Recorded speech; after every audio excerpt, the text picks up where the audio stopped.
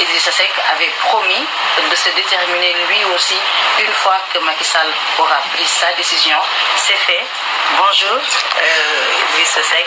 Bonjour Maïmouna et merci de m'offrir l'opportunité de m'adresser au peuple sénégalais. Je me félicite, comme l'ensemble du peuple sénégalais et de la communauté internationale, de cette très grande décision historique du président Macky Sall. La seule décision qu'on pouvait espérer et qui soit à la mesure de l'homme d'État, bâtisseur et ambitieux pour notre pays et pour notre continent. Ma satisfaction est d'autant plus grande que le président Macky Sall a d'abord honoré sa parole et ses écrits. Il a ensuite, comme vous l'avez souligné, respecté l'esprit et la lettre de la réforme constitutionnelle de 2016 qu'il a lui-même initiée. Et le concert d'hommage unanime qui émane du peuple sénégalais, ceux de l'intérieur comme de la diaspora, mais aussi de la communauté internationale, d'est en ouest, du nord au sud, prouve à suffisance que par cette décision, le président Macky Sall s'est définitivement hissé à une station beaucoup plus élevée que celle qu'il s'apprête à quitter le 2 avril prochain. Je pense que tout le monde lui doit un très grand merci pour avoir honoré de cette manière le peuple sénégalais et l'avoir restauré à sa place de modèle d'exception. Il va falloir maintenant réconcilier les Sénégalais. Avant d'en venir à la réconciliation, Macky Sall ouvre une nouvelle page dans l'histoire politique du Sénégal. Pour la première fois, le président de la République ne participera pas à l'élection présidentielle qu'il va lui-même organiser. Le 2 avril, il va passer le témoin après avoir dirigé ce pays pendant 12 ans. Tout à fait. Après avoir dirigé le pays pendant 12 ans et avoir un bilan globalement satisfaisant, honorable, en tout cas sur le plan des équipements, des infrastructures routières, hydrauliques. J'ai surpris la dernière fois une conversation de chasseurs libanais qui discutaient et qui avaient l'habitude de parcourir les brousses sénégalaises pour leurs activités de chasse. Et ils disaient entre eux qu'ils n'ont jamais vu autant de pistes et autant de forages dans la forêt sénégalaise que pendant les 12 ans de Macky Sall. Donc le bilan de ce point de vue est satisfaisant.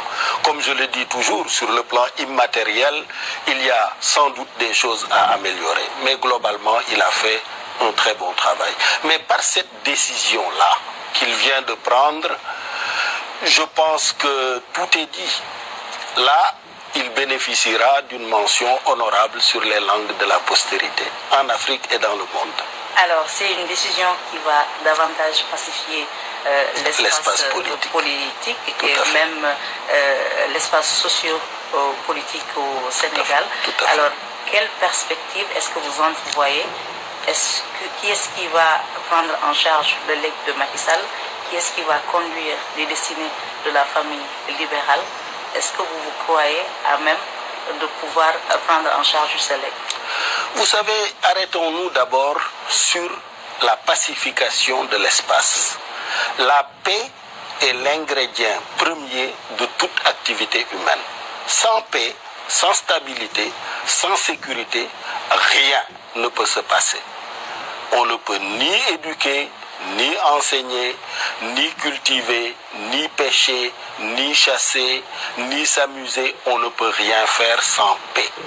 Donc ça doit être un sujet pour tout le monde. Toute la classe politique, toute la société, tous les citoyens doivent se mobiliser au quotidien pour que le Sénégal demeure un pays de paix, de stabilité et de tranquillité. Même les investisseurs étrangers et même les investisseurs nationaux se posent comme première question avant d'investir, est-ce que l'endroit où j'investis est sûr ou pas? Dès qu'ils ont un doute sur la sécurité et sur la stabilité, ils ne font rien. C'est seulement après être rassuré par rapport à la sécurité et à la stabilité, que l'investisseur s'interroge sur son payback, c'est-à-dire le retour de l'argent qu'il aura sorti, et sur le retour sur investissement, c'est-à-dire la rentabilité de son investissement. Donc la paix est un ingrédient premier. C'est pas de la faiblesse que de travailler en direction de la paix et de la stabilité. C'est la plus grande force.